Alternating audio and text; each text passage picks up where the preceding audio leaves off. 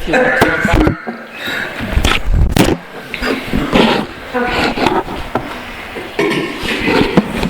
It's recording already? Yes. Okay, 10:05 a.m. Saturday, November 19th, 2022, and this is a special meeting of the Council of the City of Cumbie. And the meeting is called to order. Pledge. I pledge allegiance to the flag of the United States of America and to the republic for which it stands, one nation, under God, indivisible, with liberty and justice for all. Pastor Terry, would you like to lead invocation today? Absolutely. Well, Father, we come to you today, Lord, and we're just thankful for, Lord, the city that we serve here this morning, Father. And I'm thankful for everyone that's here today. And Lord, I pray that everything that's said and done here today would glorify you. We pray this in Jesus' name. Amen. Amen. Amen. Thank you.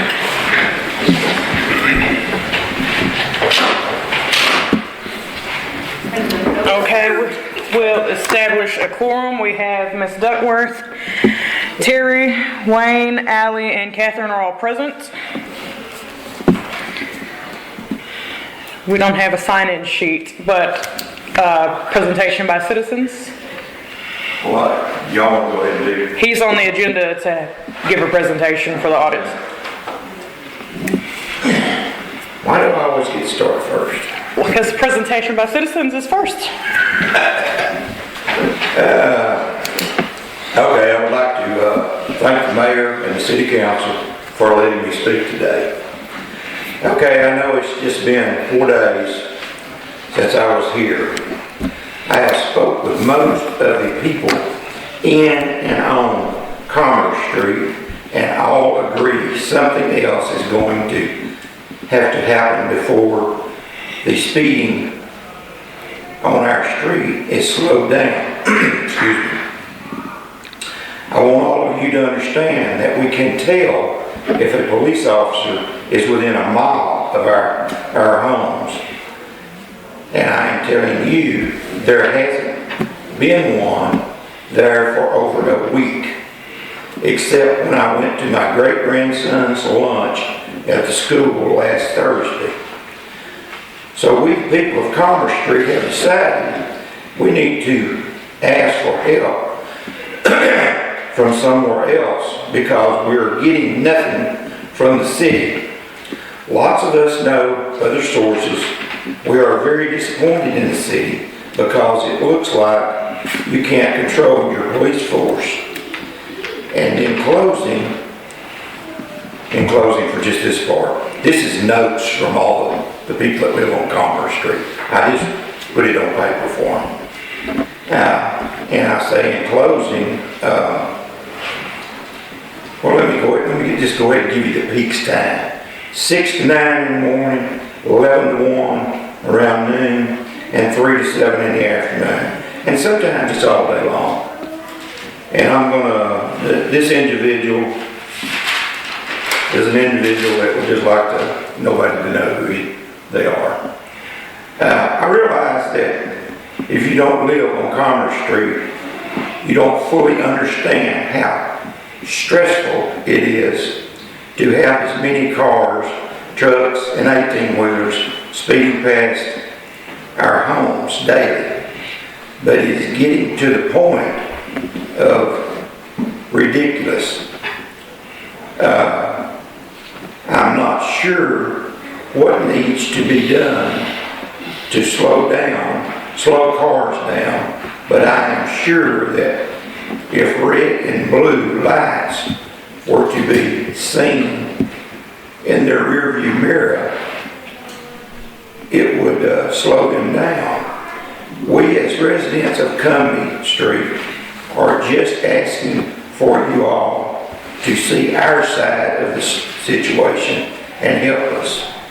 And another person had me write down, someone else suggested putting one of the patrol cars that is not in use at the ball field during the daylight hours.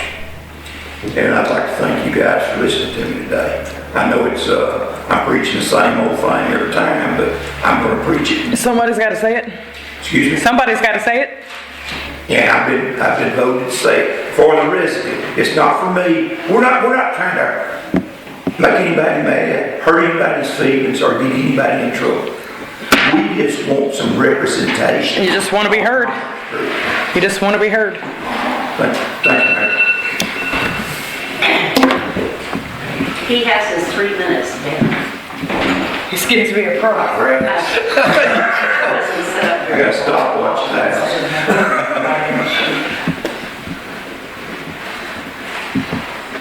Yeah, you keep ringing the bell on me today. I know. Our 3-minute charm.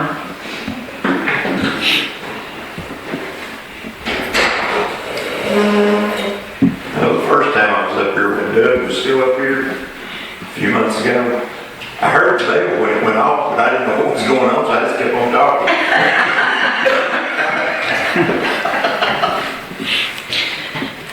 I apologize, I wasn't prepared for this meeting without a recorder and no sign sheet. My goodness, it must be Saturday. God. All right. Next item is council comments. Anybody have any comments they want to present? I want to say that the food was really good. That's what I was going to say. It's all in agreement that lunch was delicious. Really good, and we had a good turnout. And that was cool. I think for the first time ever, we had 100% involvement from all of council and mayor and each department, and that was really impressive. Something to be very proud of. Yeah, and I'm gonna have to start working on cooking because y'all are better than me. Stop it. Just another reminder. Bringing those ribs. I was gonna say, the ribs are fine.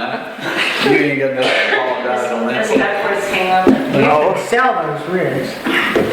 Do we have anything on the calendar? Yes, the 24th and 25th, again, we are closed for the Thanksgiving holiday.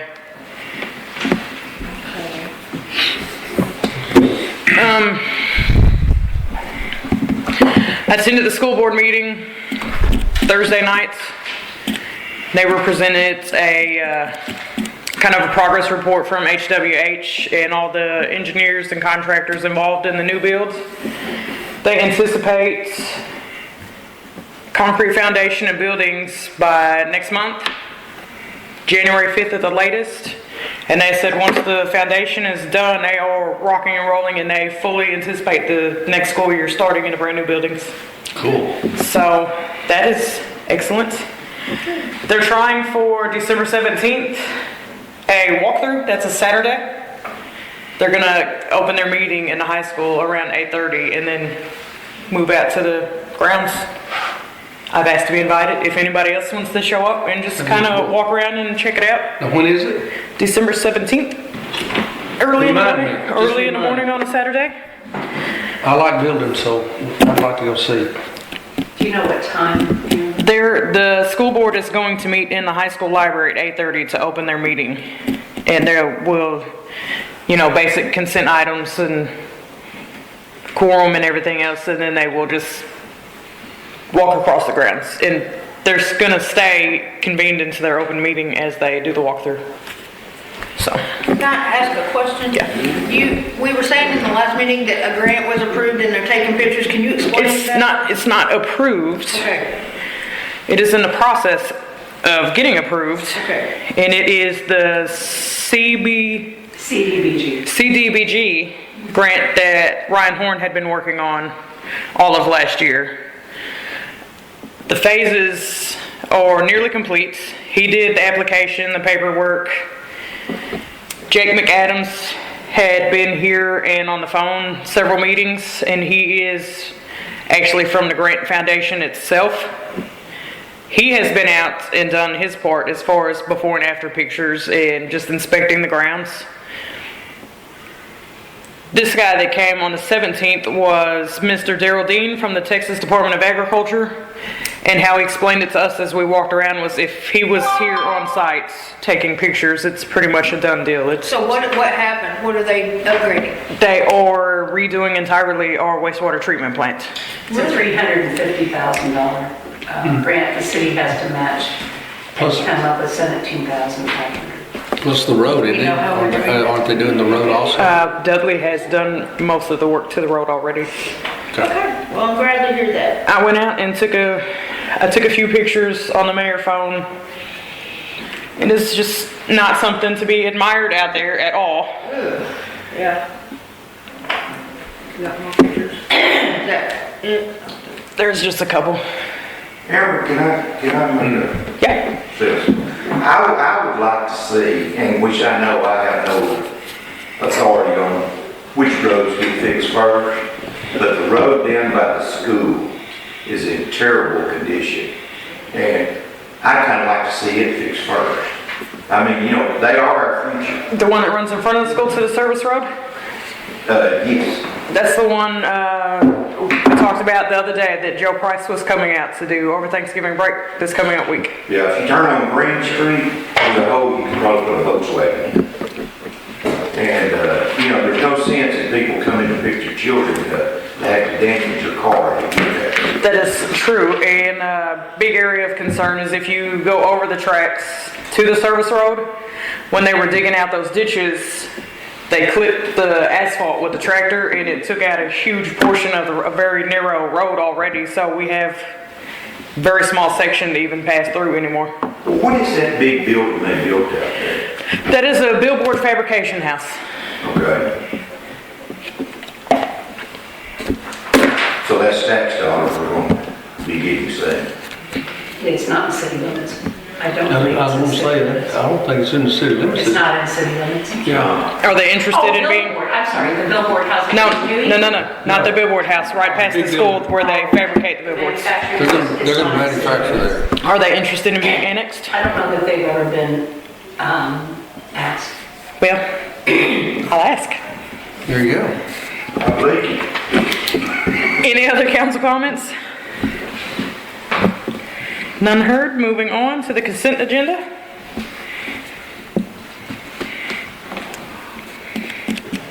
Everybody has their copy of minutes. I make a motion that we accept the consent agenda. I second. A motion has been made and seconded to approve the consent agenda. Ms. Duckworth, how do you vote? Yes. Terry? Yes. Wayne? Yes. Ally? Yes. Catherine? Yes. 5-4, none against, motion carries. And our new business. All right, Mr. Mike Ward, this is your place. The fun part, this is where the 2 hours starts. Oh, goodness. Mayor and City Council, I want to say thank you very much for the opportunity to prepare your audit for the 2021 fiscal year. When looking through this, please note that in the name of trying to save money, we went ahead and just did the 2021 audit as opposed to going back and doing year by year and catching them all up. Technically, you're supposed to have one every single year, but we made the decision to go ahead and just do the 1 year to avoid there being a fee for every single year and then go forward from there. If someone were to ask, I don't think they will. We'll go back and do the past year, but that's never been the case. I've got several counties that had never really had an audit, and they were able to get by doing the last couple of years. And this will help give you something to provide to your grant administrator and people like that. I would also like to recommend that we go ahead and get the 22 audit done as soon as possible. That way you can piggyback this audit with that audit. And I have it all set up in our system, so it'll be pretty fast to do. But probably the most important section to go to is on page 3 and page 4. This is the independent auditor's report. This is the report that basically states that the financial statements presented within this report present fairly in all material respects the financial position of the city as of September 30, 2021. It's a clean, unmodified opinion, which is what you were going for and which is what you accomplished. So congratulations on that. Thank you.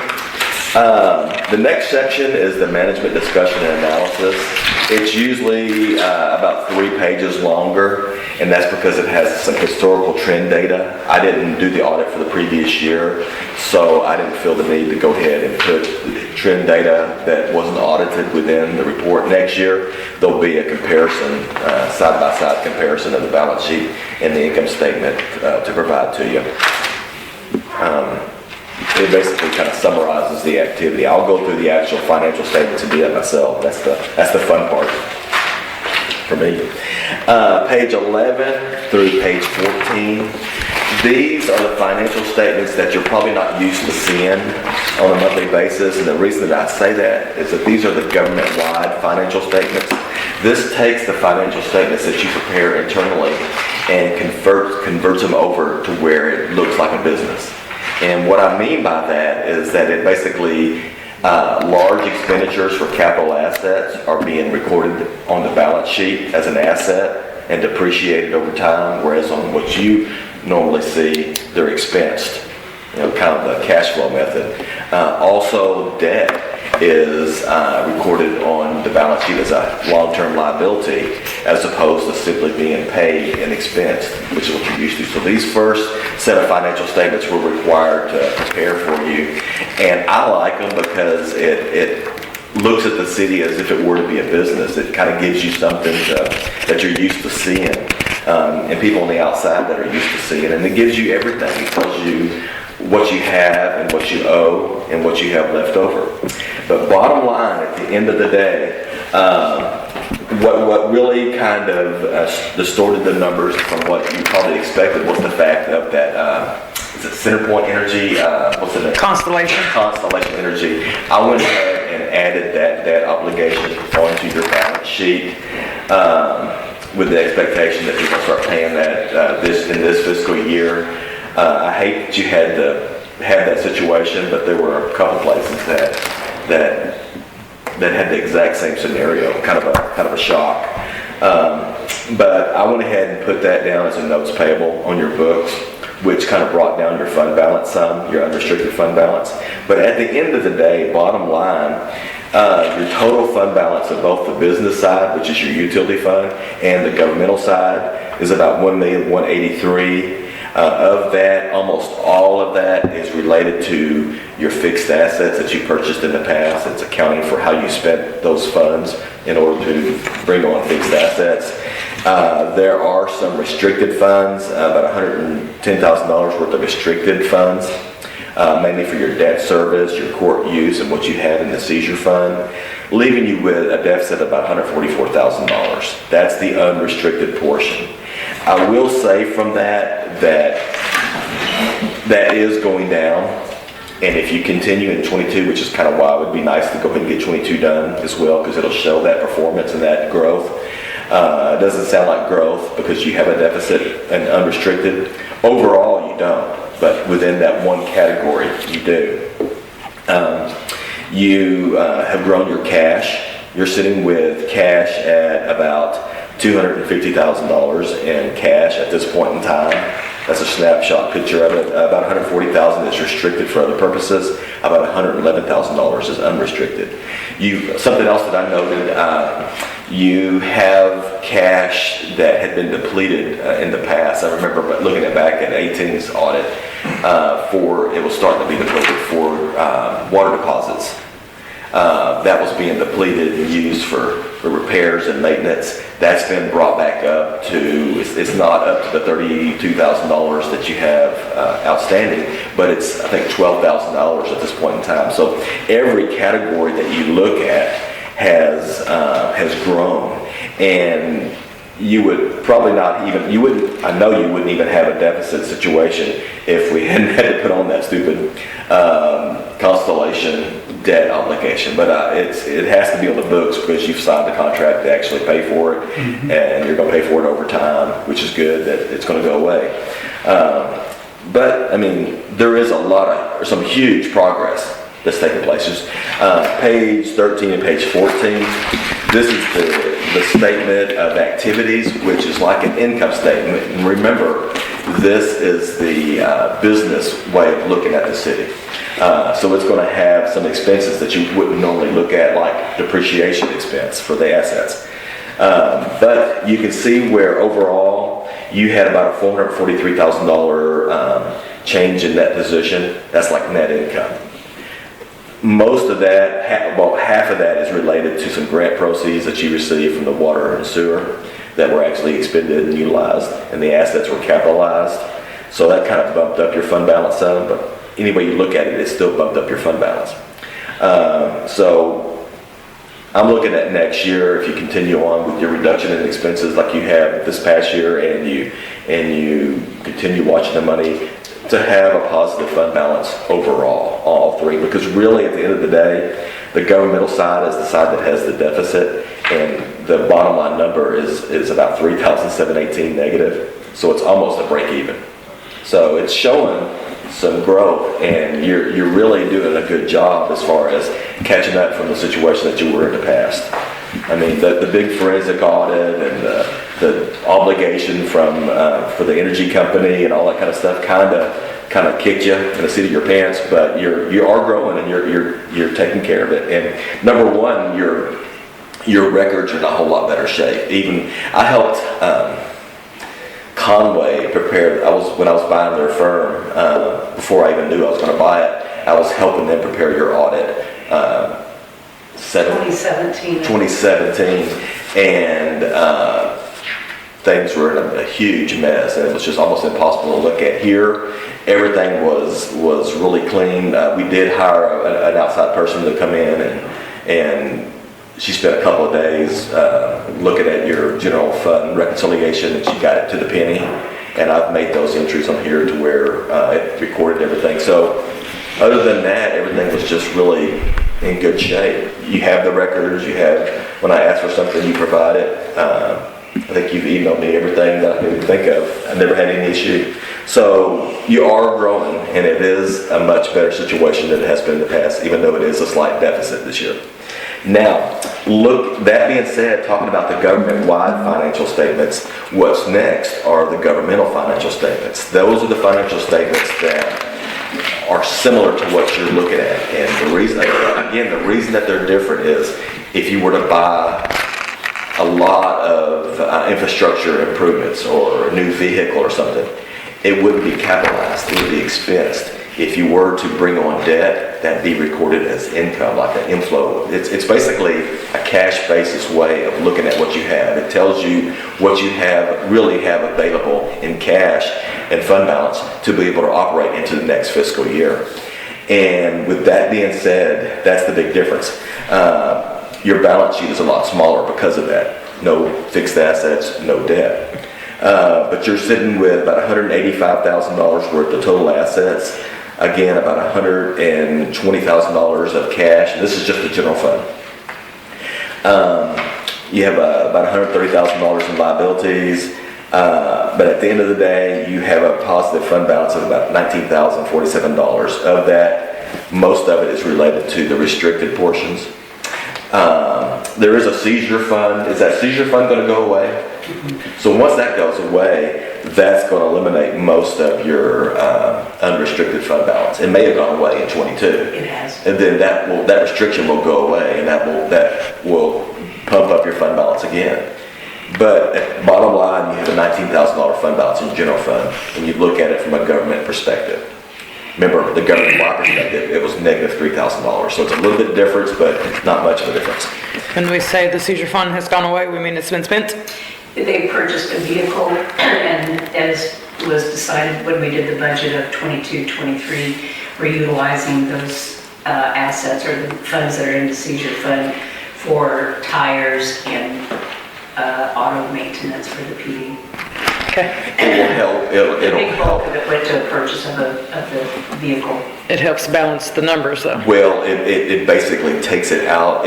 You have fund balance, and you want a positive fund balance, but and you have categories of fund balance, but when one of them, which is the unrestricted portion, is negative, but one of them is eating it up because it says it's restricted for seizure, when you remove that restriction, it goes to zero and it brings it down to unrestricted and pumps that back up. It's like, oh, I no longer have to worry about holding on to that money for seizure funds. It's now been utilized. It was held in a seizure fund until we could access it. So we had to hold that money in what was called the it was a different account, and then it moved into the seizure checking account that we've now been utilizing the funds. We just- But those were released in 20. Because it was restricted, we had to match it with the unrestricted to say, hey, if something happens, worst case scenario, we can cover it with this unrestricted funds. It has to be released. There has to be some legal reason or conclusion of whatever took place for the It was seizure. released by the court. That says, okay, this case has gone through and it's over with. Now you can use that money for something Anything. within the police station. Okay. So that's the next section on page 17. This is the income statement for the governmental financial statements. Again, this is what you're used to looking at as far as your governmental type financial statements. No depreciation is really the only big difference. Really, at the end of the day, you had about $280,611 net change in fund balance. That's like a net income. Offset against last year's fund balance of negative $261 brings you down to a positive fund balance again of $19,047. So it's showing some growth, and it'll be real interesting to see what next year looks like. Because I have not looked at next year's, but it'd be real fascinating to see the progression of change, and I expect it to go up and up and up and be better, especially when you get the grant proceeds for the CDBG grant and that kind of stuff, because that will pump up your fund balance as well within the utility fund, because you'll receive grant proceeds and the expenditures that you spend will be capitalized and depreciated over time, so it'll give you like this huge bump. It'll be a good thing for you.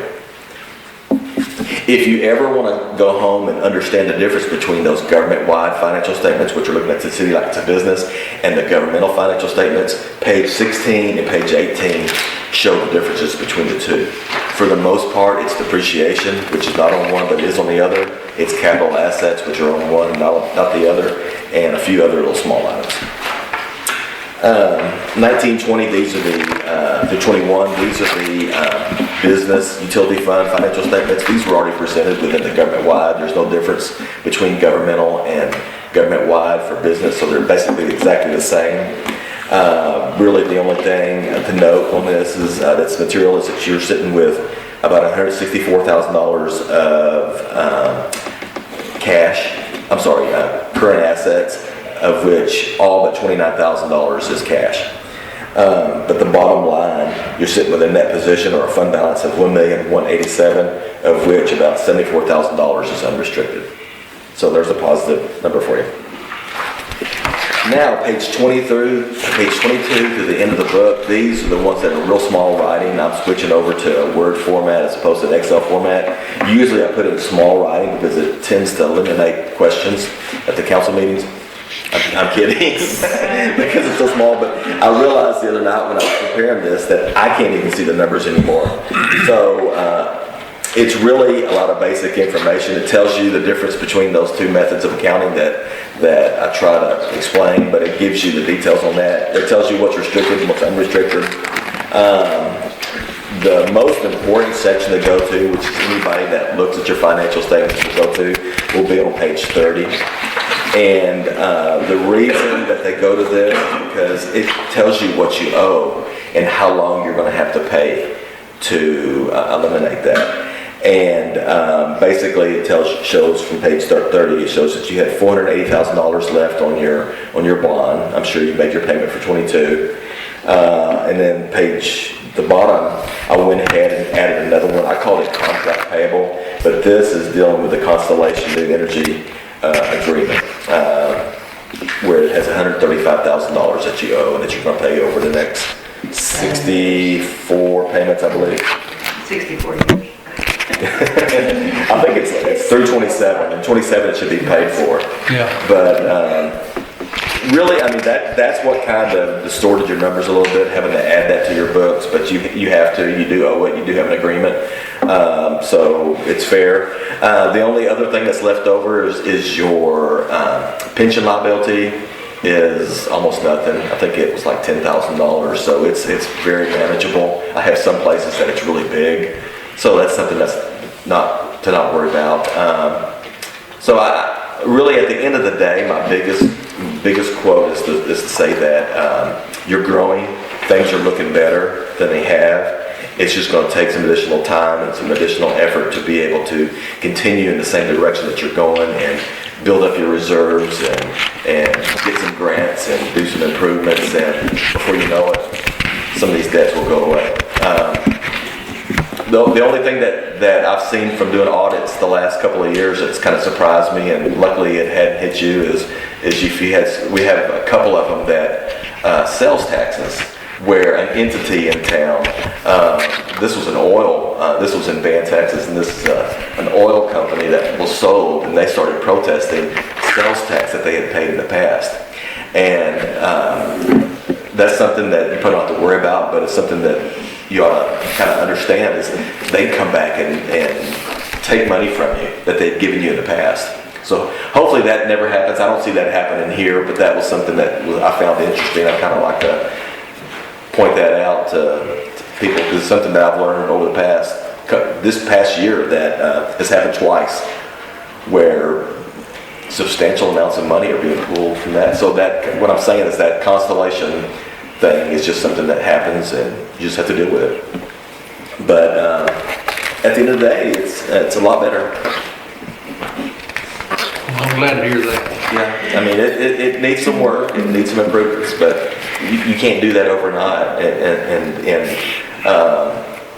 your staff here has been really done a really good job, and especially BJ, keeping things in order and aggressively trying to put it in order, even if you don't have the answers to something, aggressively going out there and getting the answers and putting things together. Is there anything that you see that we can do better as far as like record keeping, or is there any red flags? Is there anything we need to work on?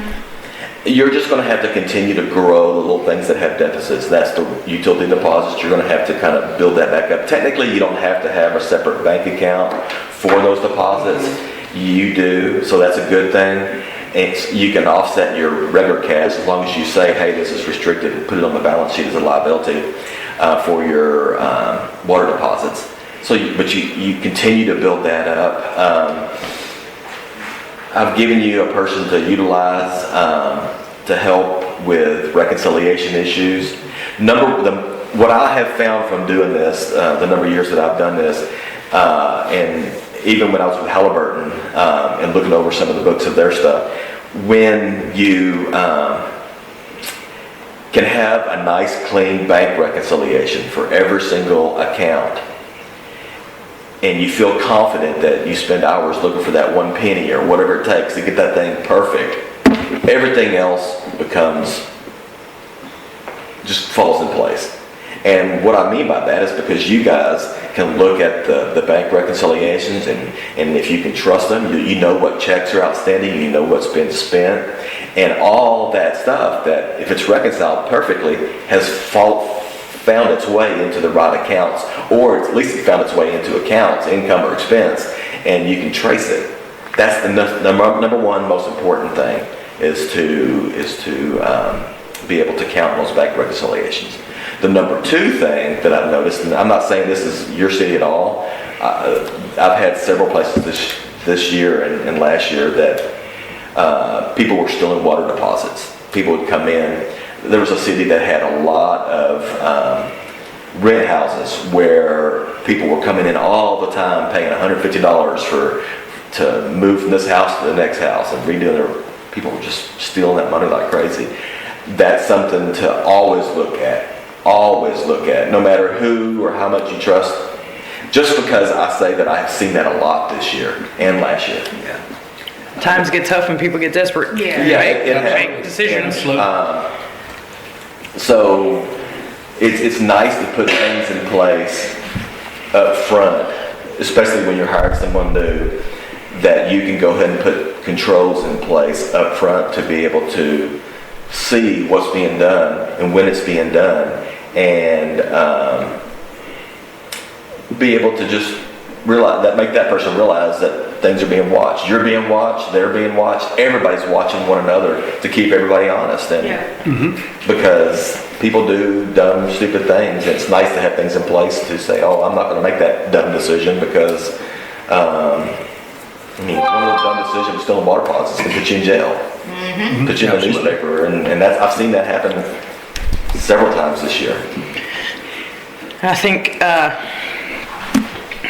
maybe some of you don't see the strides that BJ puts in, but every single day she's looking for ways to save us even $1 here or $1, like with the phone bill. How much was it, 200 something dollars you end up saving us on the AT&T bill? It was close to $150 we were able to save going forward a couple of months ago.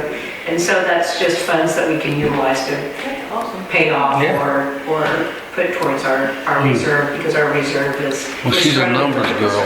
But Like Mike, she's a numbers losing girl. sleep at night worrying about how we can stretch everything we have as far as we possibly And that's what's can. going to save you, and that's what's going to put you in a much better situation. I commend And she, her because she's the one keeping the record. records 100% straight, like she's the reason why our audit looks the way it does. Yeah. Yep. It's also disconcerting though, because when we're in such a small city, and I so appreciate, Mike, you saying the watching and being aware of, we receive lots of cash through here. And I know there's been a concern, and not just the council, but, from the residents, or an awareness that we're a small staff. For auditing purposes, we've got one person who collects the money, records the money, deposits the money, and on an auditing purpose, it's not the way to do it, but we're struggling to find a better method.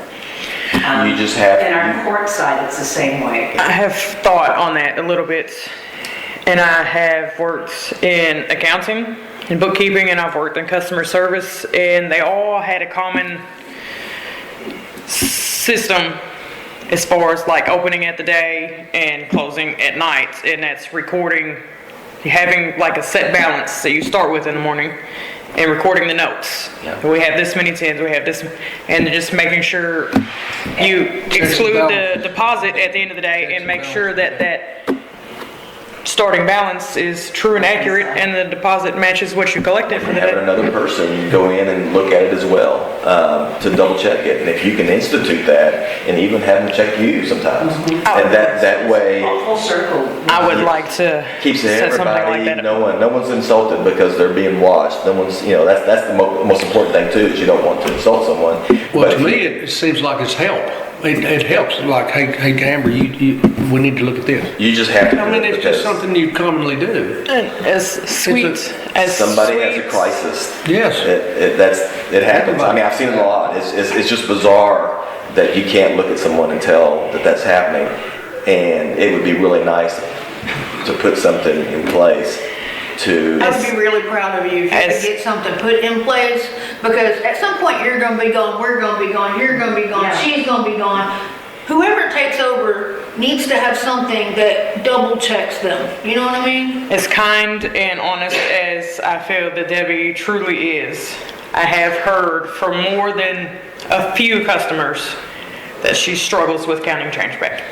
She has more than not handed somebody $10, $15 where she should have handed them $4. Most of them had told me they're honest and they hand it back, but apparently she gets very anxious and nervous at the window. Yeah. And she miscounts change, not intentionally.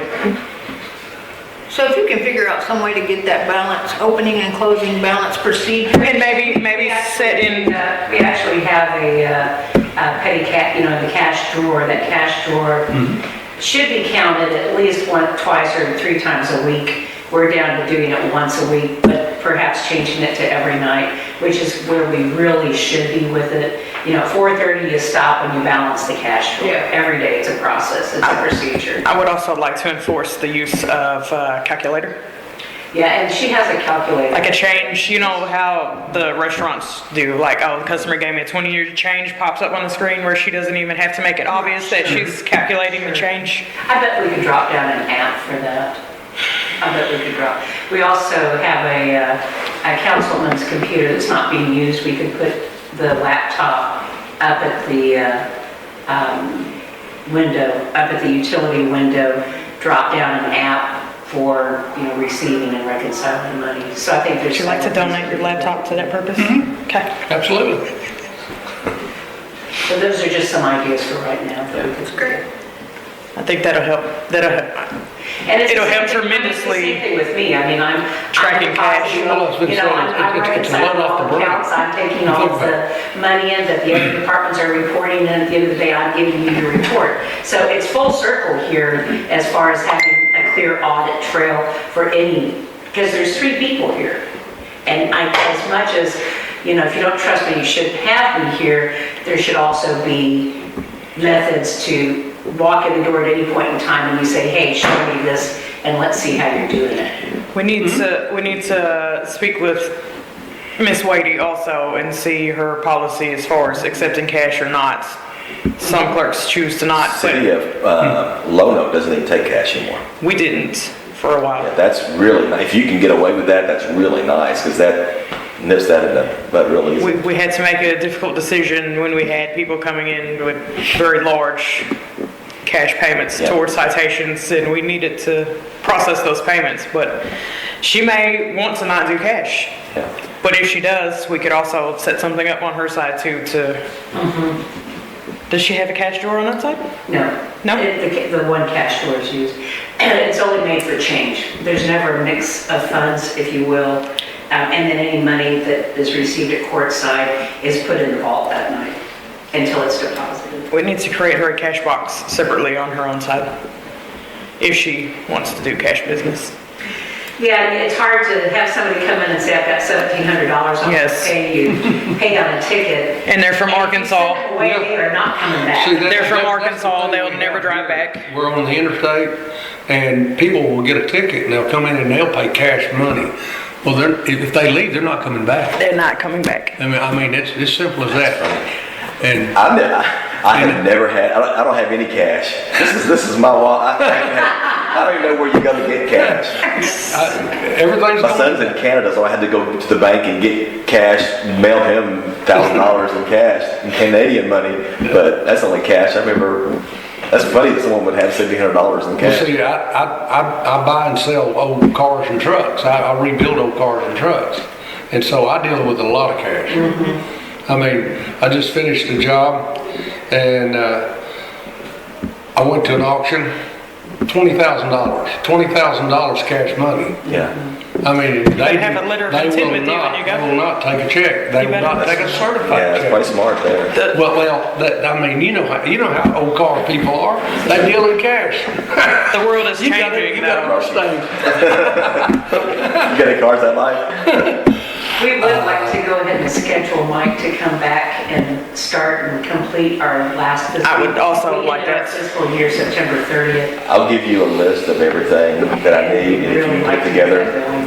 I'll try to box it up and I'll try to just do it on a weekend or something. Perfect. I'm doing a county for 7 years of audits for a county, and I got 2 more classes, but I'll do it over a weekend or something. We can get it done and And- 37 of them to do. And then I'd also like to move forward with Kathy Voss coming in.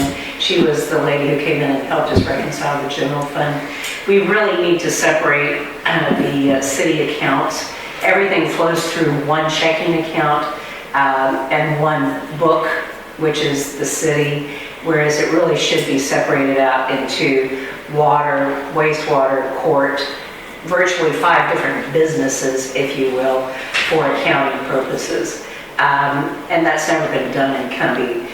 So that's been recommended by a couple of different folks so that we are set up with our liabilities and our assets flowing through that water sewer account, because that's where we hold all of our debt as well as our assets. We And desperately, it's set up properly, and we could potentially, Mayor Simmerman was always talking about, are we charging what we should charge on water, our water rates? And in order to determine that, if we can have our accounts set up totally separately, we know what's coming in and we know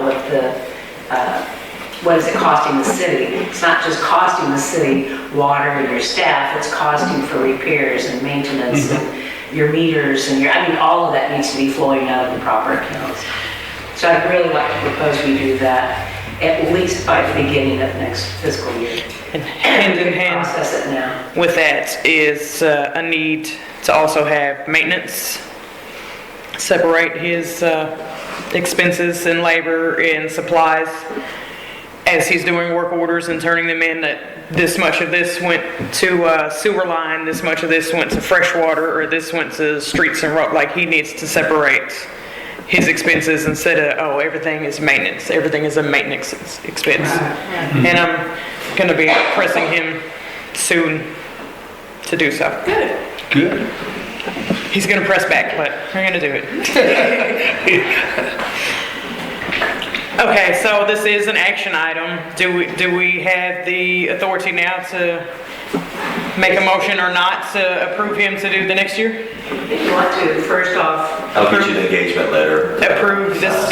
you first want to approve the fiscal year audit that was just completed, accept that accept it as true and correct, or any questions or anything that you'd like to have followed up on in between to come back and answer questions.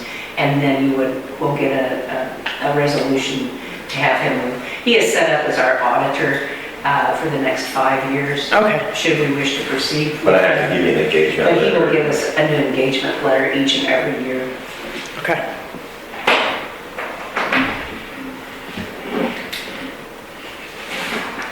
Well, I'm the mayor now, so I cannot lead the motions. If anybody would like to present a motion, I'm I'd like open. to make a motion to accept the audit for 2020-2021 as presented. I second. Motion and second. Ms. Duckworth, how do you vote? Or discussion? Do we have any discussion before we roll call? Okay. Yes. Yes, Terry? Yes. Wayne? Yes. Ally? Catherine? 5-4 and none against. Motion carries. Thank you very much, Mike. I really appreciate you coming in and getting this done so quickly. We had a heck of a time finding an auditor. It's- And that's why this calls is every day. so long. So Everybody's getting out of it, and I just took on 2 more little cities. it's been awesome having you be part of this. Especially when you bring good news. We always like good news. It's going to take some work and continued effort, but it'd be nice to see it rebound and.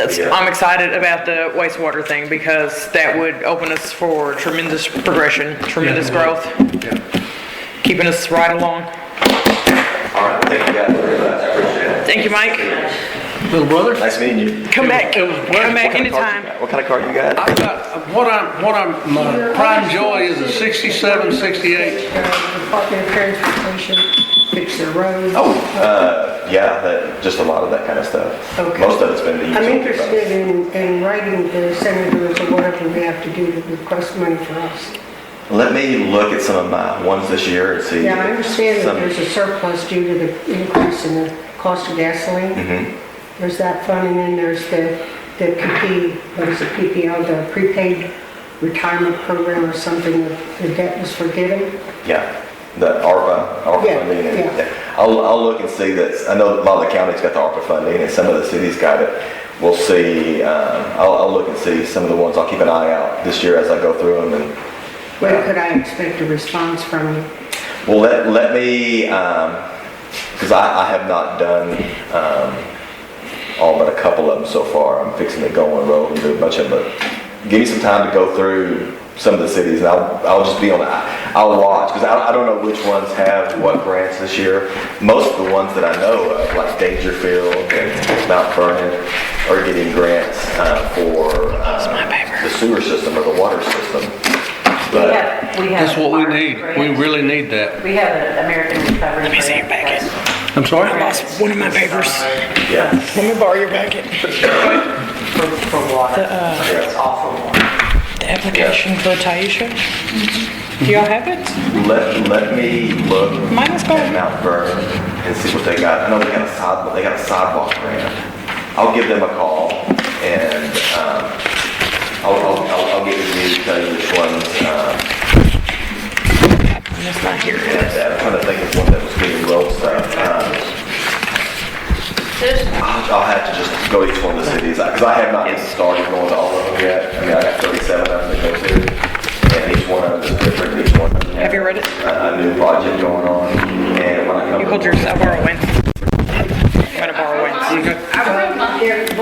You've read yours already? It's money somewhere. Yeah, And it's in the state office and Just looked at the main. they don't mind asking for it, and they know the I have a process. process to do it. Right. You might ought to get a grant administrator or someone that We do. maybe We have some. check with them, because they have all, I go around and see what people have gotten already, and those people know what's available for people to go and get. We need to get this moving. Yeah, so they're a better resource for being proactive and asking for money. But I will keep my eyes open, I promise. Okay. We'll find something. I won't forget. I know, you just count me, give me a call or email me if you need me. That was one I just sold 2 years ago. I know where that's at, I've seen that. That's around here somewhere. Up at Celeste. Yeah. Oh, I've got one. I've got a 67 like that. You get any Corvettes? None. I've sold them all. No. I sold everything I had. Well, are you still in that? Well, I'm doing the Buc-ee's trucks I'm retired. Okay. And all I do is just pedal, and so I do the Buc-ee's trucks for them, and, you know, they go all over the world. Yeah. I mean, well, they're going all over the world, but I enjoy doing that. It's easy, fun, make a little money. I don't make a lot of money, but, you know, it's fun. You do engine work as well? I'm not good at it, but that's some of the Buc-ee's trucks I done. Oh, yeah, I've seen those in the store. Okay, That's this right here is in Daytona Beach, Florida. I built that. That was the very first car. That looks like the ZZ Top car. That's a 38 Chevrolet. Wow. And it's pretty cool to do stuff like that. But I enjoy doing that. I mean, I'm retired. I don't do a whole lot. I just, you know, I got to stay busy so I don't get old. If you come across some 60 model Corvettes, let me know. I like one with a split window in the back. That's the Well, one. now, you have any idea how hard that's going to be to find? I know they're real hard to find. That's what my son wants. I can't even fit it on my son. I give it to my son. Take care. Thank you. Thank you very much. I appreciate it. I'll talk to you next. All right, guys, last item of business is presentation of the municipal, let me just spit that right out incorrectly, the new municipal court clerk. I attached a copy of her resume and her qualifications to everybody's packets. And then Miss BJ had to go back and correct it because I put all of her personal business in there, obviously. Yeah. And I apologize for that. But we're very fortunate to have Miss Wadey. She's certainly overqualified for the job, and if you haven't stopped and met her already, she's very ambitious. She's just a ray of sunshine when she walks in the door. Her energy is awesome. She's just excited about life. She's a very godly woman.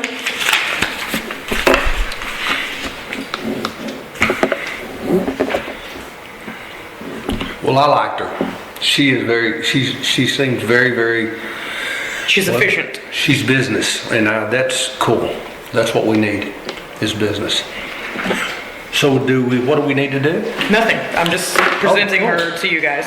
Okay. Well, you gave me all this, and I've already read it one time. Yeah, we did. Okay, I would like to just voice a concern. I Okay. have not met her in person yet. Okay.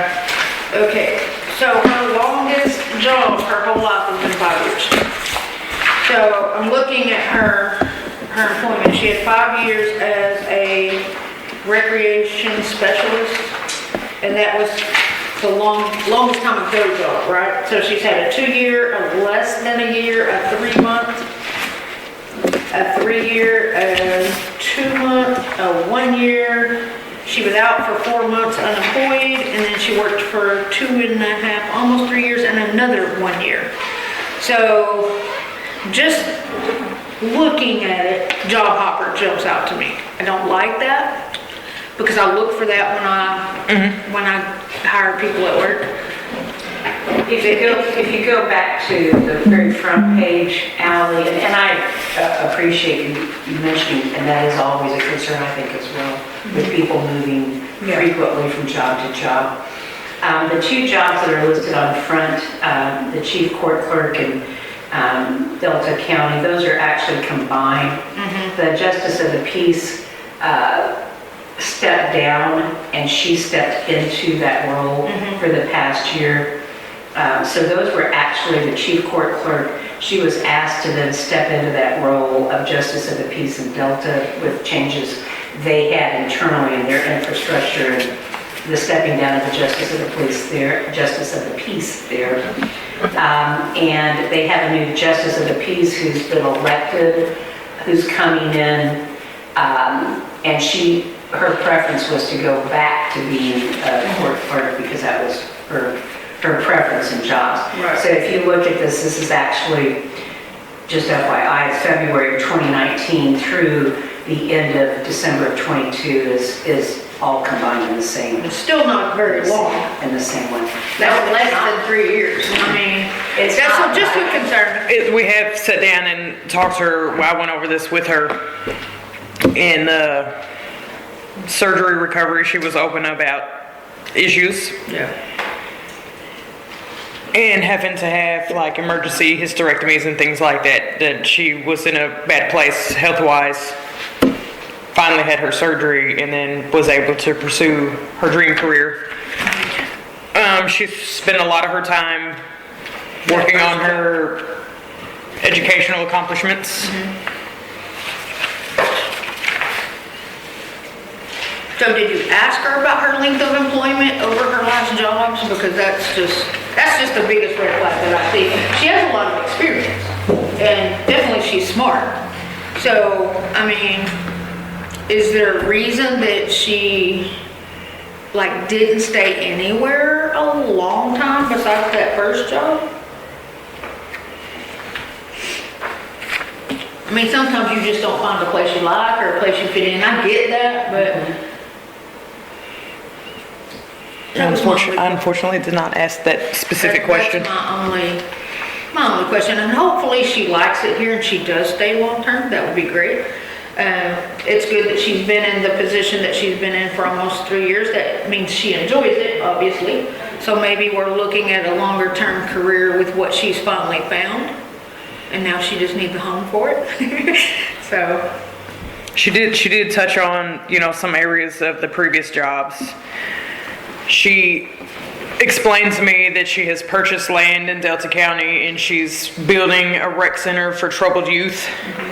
So a lot of the work she wanted to do with CPS and the juvenile detention center, like the darker aspects of that, were things that she couldn't sleep well on at nighttime, and decided this is more the area where she can help most and not stay up all night worrying about children. Right. And the things she had to see throughout the day. So she's going to be doing a lot outside of here if she's building a rec center. What is going to be her loyalty to here and then to the rec center? Like, is she going to be here a year and then say, hey, I'm going to leave full time to go to the rec center?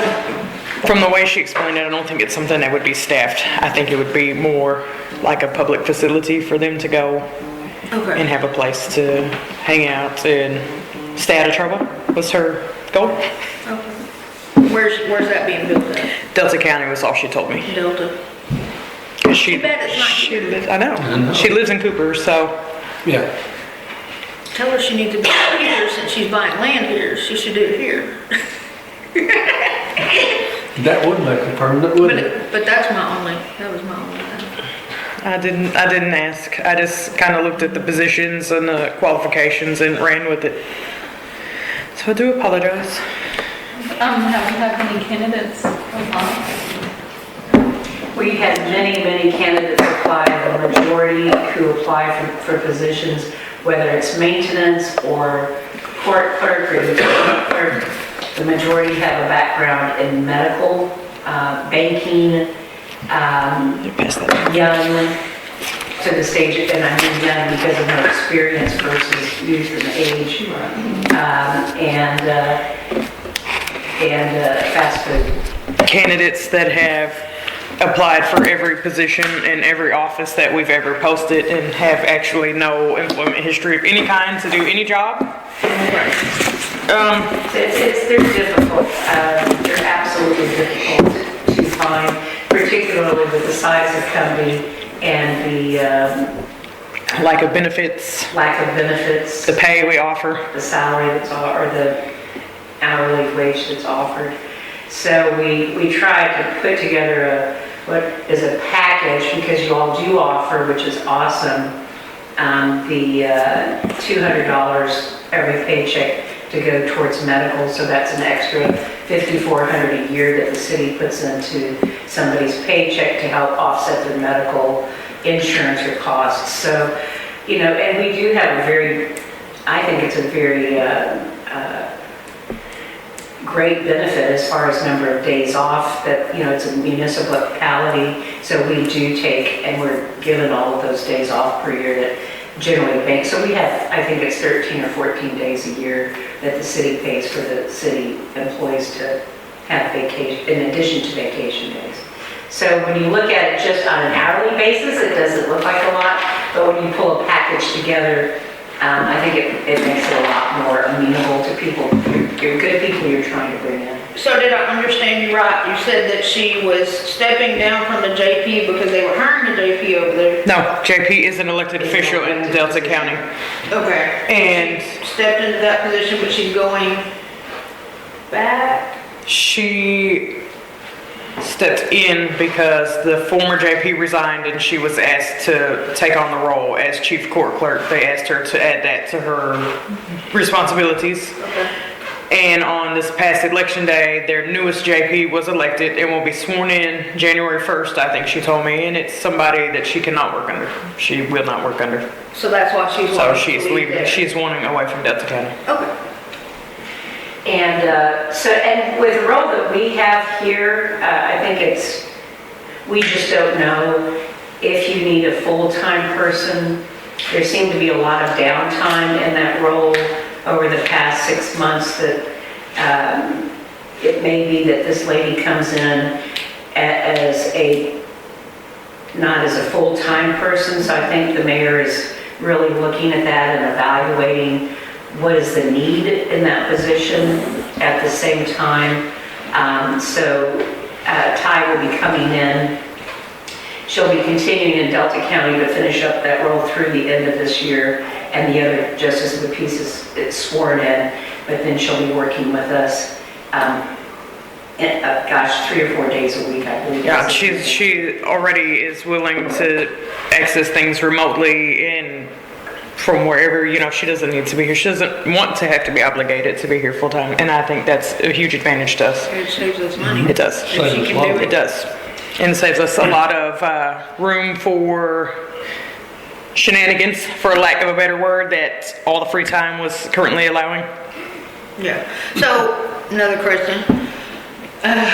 So if she's not here full-time and she's only, say, part-time, and somebody wants to come in and pay something, how She does has that the work? ability to do that remotely. She has already set up net data to toggle, because she has net data through Delta County for chief court. She said she called them and they were able to toggle her accounts where she can log in from her court assigned laptop and go straight to County court assigned laptop. coming. Delta County. Okay, but how does that work? Somebody walks through So the we had 2 people walk in the door yesterday who wanted to make a payment.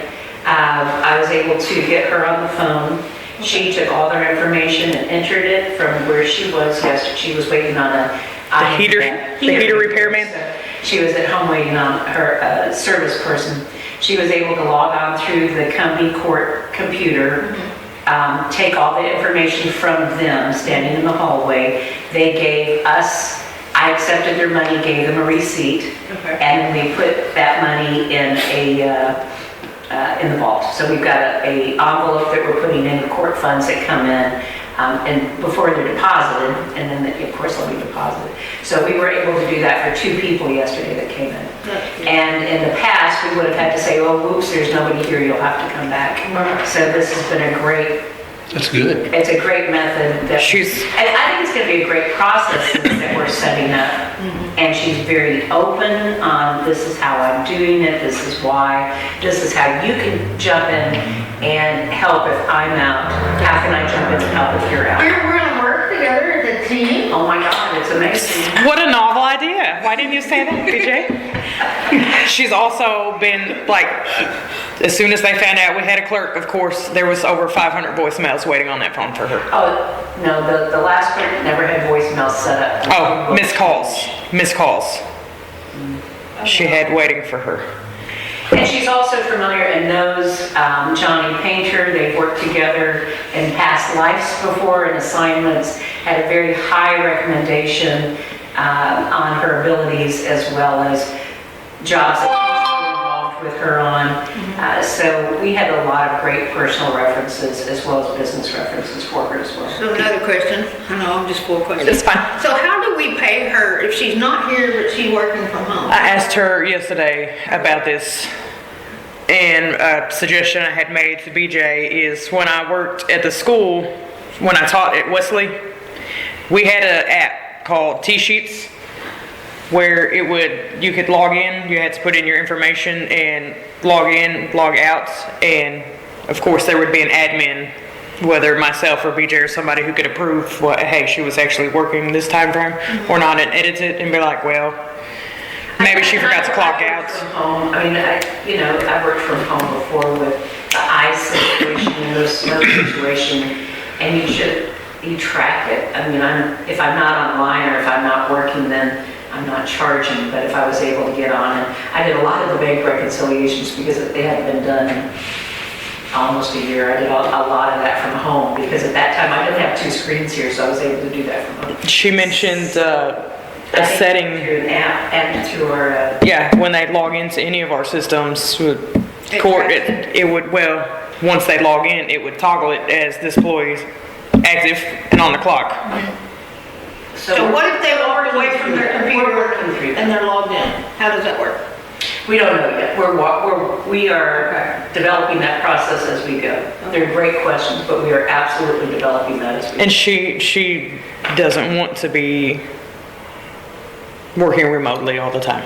Yeah. That's not a huge interest of hers, just she has the ability to do so while she's It's out. great that she can do it right now. While she's out, but that's not her. She doesn't want to be doing it all the time, so we have to just trust that she's giving us the right times. It's not an interest of hers. So. They can track her. I've got a granddaughter that works for L3 on a rock wall, and they can tell when she sits down and turns her computer on. If she walks away from it, they can tell. And if she tries to clock out early, they can tell. Yeah, well, that's She works at government stuff. Well, when I taught at Wesley, it was the same through the app. You had to have your location settings turned on, and if I left the school, it would clock me out and be like, well, she's no longer on campus, so she's not on the clock. The director would have to go in and change it. Like if they sent me to Staples or something to get supplies, she'd be like, well, she left because we made her leave, and clock me back in and override it. But there's ways to do it. Good questions. Are we talking with our people to see how they can do it? Our security, our IT, yes. We have. Okay. Yeah, we also have a potential capability of tracking even more closely. With the fobs? With the fobs. First time I got it, I was able to access that program. It was being accessed by our passport clerk. But we can actually potentially use our fobs as you're coming in and out that front door As a virtual time clock. and time that you're here, that you're coming in and out of the building, Right. which I'm real excited We about. found that setting, and I said that actually it's really awesome unless somebody steals a fob, but No, those are kept in the walls also. hold on to your fobs. And each person has an individual, I have yours for you too. Oh, thank So you. be sure to pick it up. Thank you. So we're real excited about the different capabilities we're bringing in. And it gives, part of, we don't have the potential to pay, the capacity to pay people a lot. So this is an added benefit that I need to run home for a service person, but I'm expecting 4 calls, so I want to still be able to service the city. How can I do that? So it also gives, I think, your employees a lot more flexibility, and that's another benefit to add. Work-life balance is a great Work-life balances, which I think is huge. It's not, that mean our city's gonna change from our 8 to 5 hours, which is what the preferred hours are, but it gives your employees a little bit more flexibility. That's good. Any other questions or concerns or discussion about Ms. Wadey? Before I adjourn, I want to revert back to item number 5, which I can do. I've been taking notes from Mr. Hudson at the school board meetings because he's awesome at this. So I'm going to bounce back to item number 5, city council comments, because it just occurred to me. Ms. Duckworth, you had a question about policies to make sure there were no firearms and weapons carried into. I realized when that was brought to my attention, we are supposed to have compliance signs posted at both entries. So this is a governmental building, and it is compliance 3005, 3006, and 3007, saying even if you have a concealed carry or license to carry, there are no firearms permitted in the building, which we do not currently have, but BJ has already ordered them. They are en route and will be posted promptly. Thank you for bringing that to our attention. Robert, thank you. We've never Well, been this in is a compliance with governmental the building, signs. so it Yes. shouldn't be anyway. We should have been in compliance with those signs Yeah. from the beginning. Yeah, we should have. And nobody even thought to realize it until We didn't even think about your it. question. All questions are important questions is what I'm expressing, like ask them all. I've had a lot of years' experience working and being schooled in safety and so forth, so thank you. All right, if there is no other business or questions or concerns, it is 11:17 a.m. and I adjourn this meeting.